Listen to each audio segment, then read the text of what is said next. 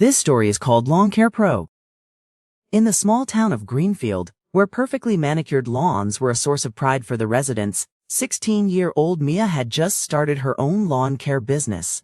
Mia was determined to make a name for herself and prove that she could be just as successful as the boys who dominated the lawn care scene in town.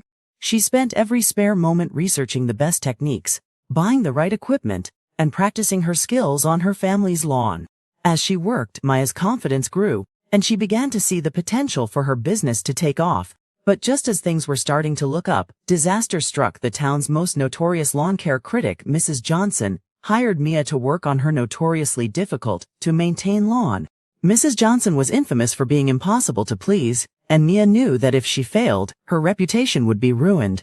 "I don't want any of those fancy patterns or designs," Mrs. Johnson said, eyeing Mia's equipment suspiciously. "Just make sure my lawn is the most perfect one on the block, or you're fired."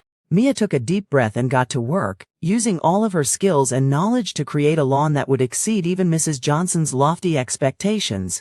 As she finished up and stepped back to admire her handiwork, Mia felt a sense of pride and accomplishment wash over her.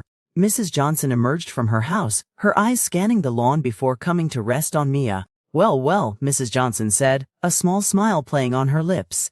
"It looks like you've actually done it, Mia. My lawn has never looked better."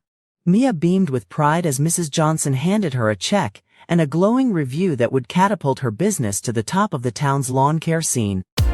Thank you for watching. Thanks for watching my short story.